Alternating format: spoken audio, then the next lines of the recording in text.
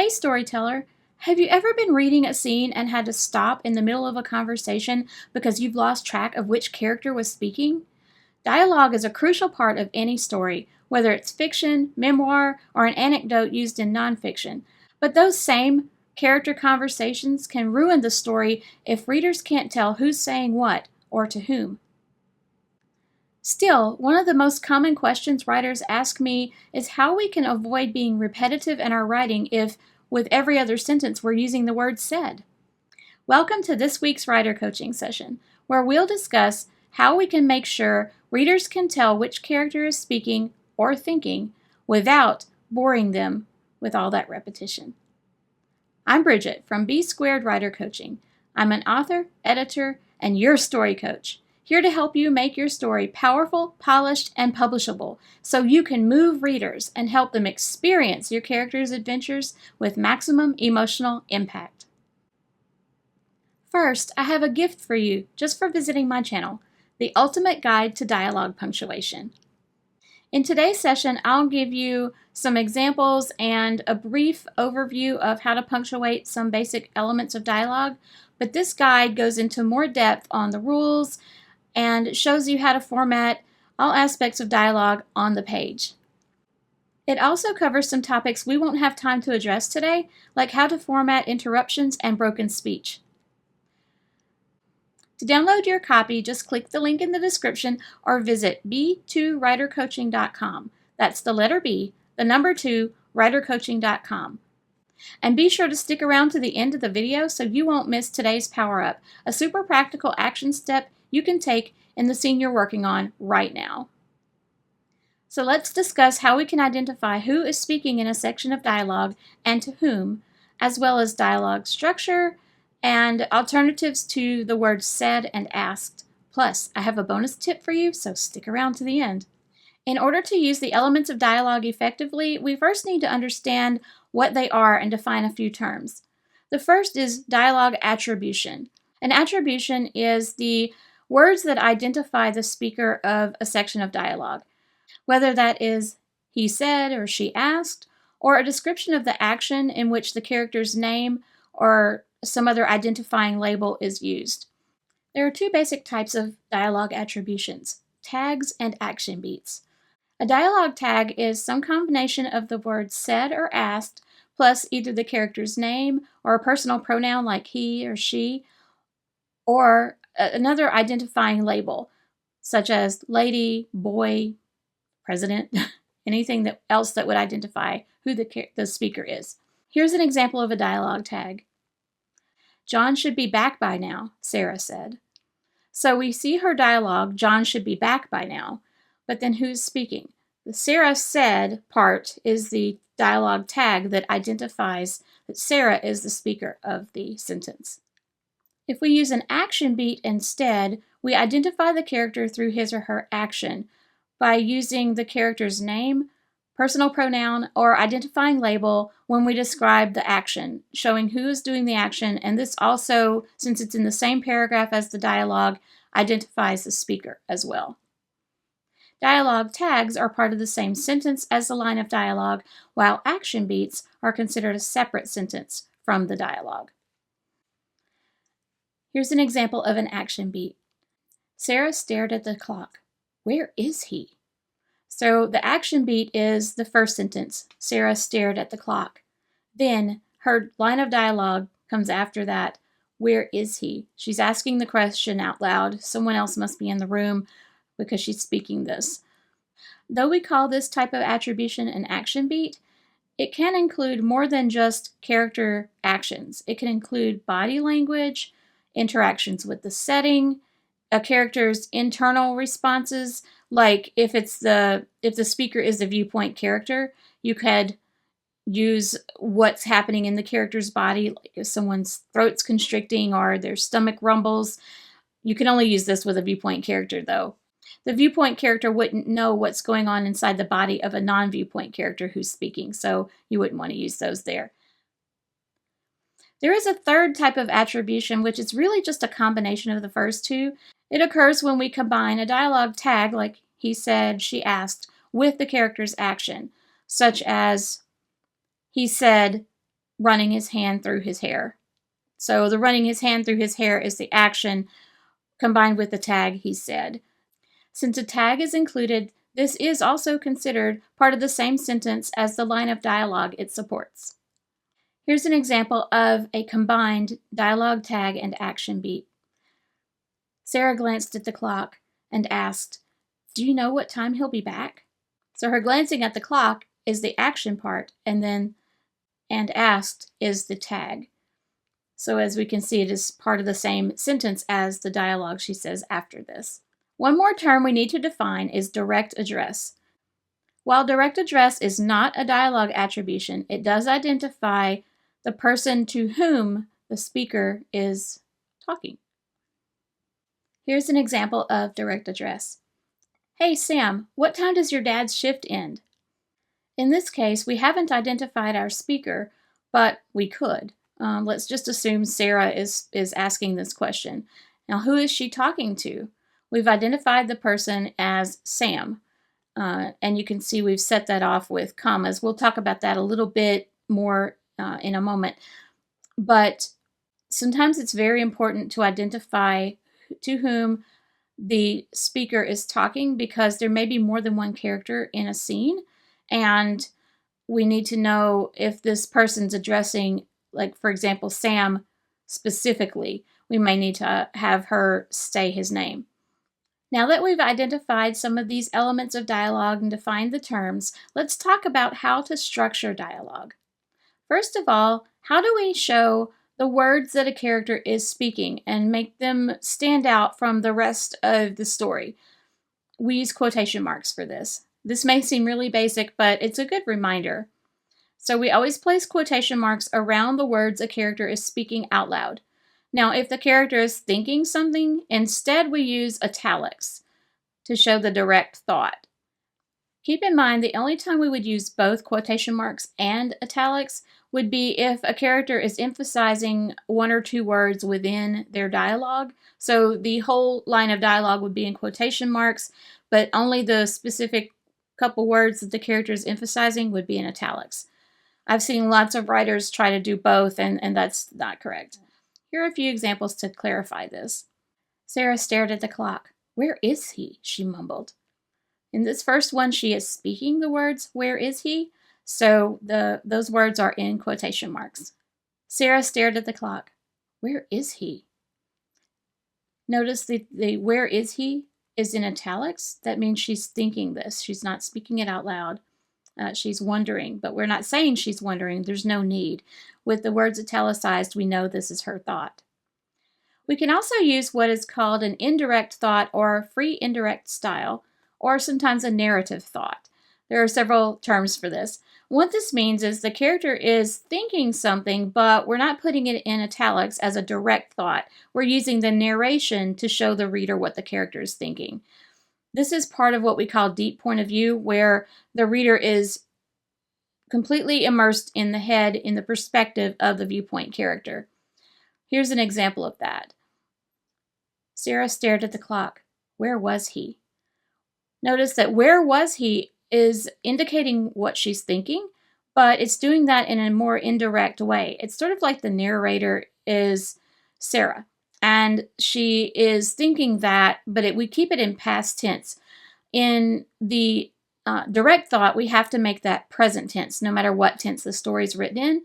If the character is thinking it, because like when you and I think something, we think in present tense. But in this case, with an indirect thought, we stay with the tense of the story. So this story is written in past tense. She stared, past tense, at the clock. So her indirect thought would be, "Where was he?" We don't need quotation marks or italics for this. The Ultimate Guide to Dialogue Punctuation goes into this in a little bit more detail, so be sure to check that out for if you need clarification on that. Or if you'd like further explanation, always feel free to ask me in the comments, and I always read the comments and respond. So if you have questions about this, don't hesitate to put something in the comments about it. One thing that often trips up writers in terms of dialogue is the punctuation. So do we use a comma or a period after a line of dialogue, or even before a line of dialogue, depending on where we place the tag or action beat? The simplest thing to remember is tags. For dialogue tags, we use a comma. You can think of a comma sort of like a hook. Think of the shape of the comma and think of it like a hook. And a tag, aside from dialogue tags, let's say a price tag on clothes or a luggage tag, often is something that hangs, right? So luggage tag, for example, has a little strap and it loops around the handle of the luggage and hangs down. So you can think about you're going to hook your tag on the comma. I know it's a little goofy, but it's just one way to remember tags use commas. So think about your tag is going to hang on the hook of the comma. Here's an example of using a comma with a dialogue tag. I'll speak all the punctuation marks in case you're listening to this instead of watching the video. So, open quotation marks. John should be back by now, comma, close quotation marks. Sarah said, period. So you can see the part in quotation marks ends with a comma before the dialogue tag, and the comma always goes inside the quotation marks if the tag comes after the dialogue. If we place the tag before the line of dialogue, the comma comes after the tag outside the quotation marks. For example, Sarah said, comma, open quotation marks, John should be back by now, period, close quotation marks. When we use an action beat instead of a tag, we use a period. For example, Sarah stared at the clock, period, open quotation marks. Where is he? Question mark, close quotation marks. You use a period with an action beat regardless of whether the action beat comes before or after the line of dialogue. If it comes after the line of dialogue, you end the line of dialogue with whatever punctuation is appropriate, whether that's a period, a question mark, or an exclamation point. Then you would capitalize the first word of the action beat because it is a new sentence. Whereas in dialogue tags, if you notice when the tag comes after the line of dialogue, we don't capitalize the first letter of the first word that comes after the dialogue unless it's a person's proper name. But what if we use a combination of a dialogue tag and action beat? Well, we follow the same rules as we do for dialogue tags, even if we combine that with an action beat. We use a comma to separate that part of the sentence from the line of dialogue. When a character is using direct address to identify the person to whom he or she is speaking, we surround that identifying label or name with commas. For example, hey Sam, what time does your dad's shift end? So you see hey, comma, Sam, comma. So the name Sam is surrounded by the commas. Sometimes a sentence may start or end with the person's name instead of having it be in the middle. In that case, we still surround that with commas, but we only use one. For example, Sam, comma, what time does your dad's shift end? Since it starts the sentence, Sam doesn't need a comma before it, of course, just after. Or, what time does your dad's shift end, comma, Sam, question mark. Since Sam ends the sentence, we don't need a comma after it, just before it. Are you finding this helpful? If so, be sure to click the subscribe button and the notification bell so you won't miss future writer coaching sessions. As we mentioned earlier, writers tend to get concerned about using said or asked too often in their stories. After all, isn't the advice out there that we shouldn't repeat words or use words that are too similar very often or close together? Well, yes, that is true. But there are some words, like the word the, for example, or a or an, that we can't help repeating. They just are common, and readers don't notice those. It's just part of the sentence structure. Said and asked are the same. Readers don't really notice said or asked in dialogue tags, so their minds just register the conversation and they focus on the important elements that are being revealed through the dialogue. This doesn't call their attention to the writing. It keeps them engrossed in the story and feeling like they're living the adventure with the characters. However, alternatives to said or asked, while they can be necessary at times, They do call attention to the writing and make the reader conscious that something else is going on besides just speaking. And that can break the illusion that the reader is living the story with the characters. There are alternatives to said and asked that are acceptable and sometimes needed, but then there are some that you want to avoid all the time. Some acceptable alternatives to said are words like whispered, mumbled, muttered, shouted, yelled, murmured, and screamed. These acceptable alternatives to said are legitimate methods of speech.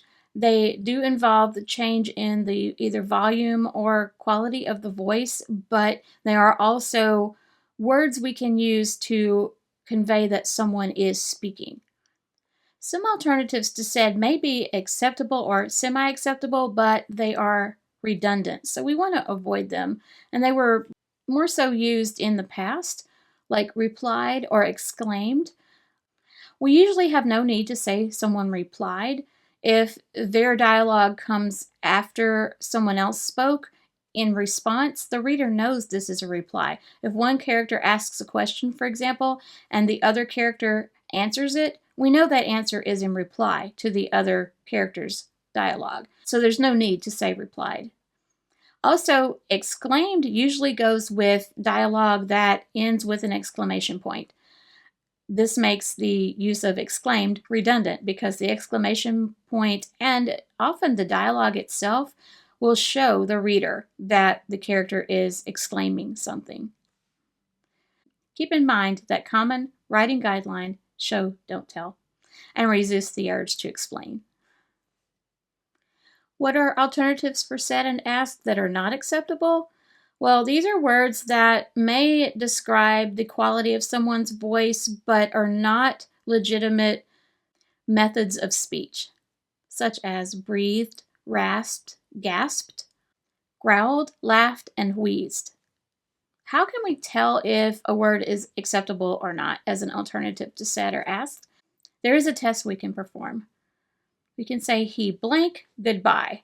So fill in the blank with your preferred word that you want to see if it's an acceptable alternative for said or asked. Like he said goodbye works because he can speak. Said is a method of speech. He yelled goodbye. Well, sure, a person can yell words, right? So that works. He gasped goodbye. Have you ever tried to gasp a word? It doesn't work. Because a gasp is an indrawn breath. We're taking in the breath. But when we speak, we are exhaling on the words that we speak. It's a pushing out of air from our lungs with the words. So you really can't physically gasp and say a word at the same time. Most of these words that are not acceptable alternatives are actually better used as action beats. A character can gasp and then speak, or speak and then gasp, but not at the same time. Just give it a try and see if it's even physically possible. So he gasped goodbye. Doesn't work. What about wheezed? Same thing. It's really, your breath can wheeze, but your words really won't. He wheezed goodbye? Not so much. If you've ever had asthma or any other, like an illness that made you wheeze, you're definitely aware that it's difficult to speak, if not impossible, while wheezing. What about laughed? He laughed goodbye? Doesn't work either, really.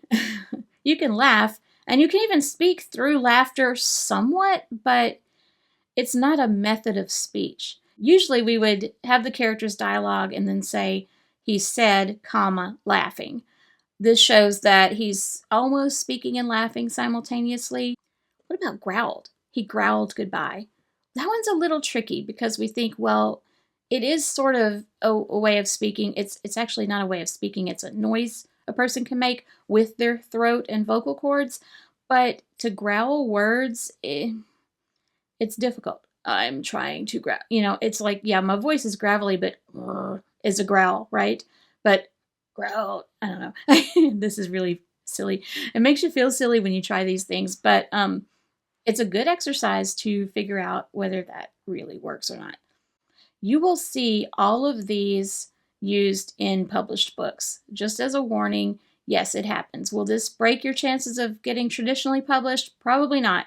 But as writers, we have bigger goals than just publication. Our real goal is reader engagement. We want the reader to feel part of the story. So things like he breathed or hello, he breathed. Really? Well, we hope he's breathing, because if he's not, he's probably not alive, and that's going to be a creepy story in a whole different genre probably than what the author intended. So let's just be careful with the words we use for our dialogue tags, and let's be authentic. Now, I promised you a bonus tip, so here goes. Just as important for clarity as speaker attributions and punctuating direct address correctly is how we paragraph our dialogue. So the one rule of thumb to keep in mind is this: new speaker, new paragraph. I've seen lots of writers who kind of mush everybody's dialogue together. You might have something like, Sarah glanced at the clock. Where is he? I don't know, Sam said, and it's all in one paragraph. That is not correct. When we switch speakers, we need to switch paragraphs.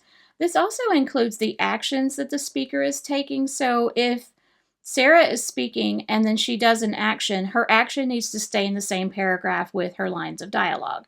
But if Sarah says something and then Sam takes an action, we need to switch paragraphs to show Sam's action, because it shifts the focus from Sarah, the speaker, to Sam, another character.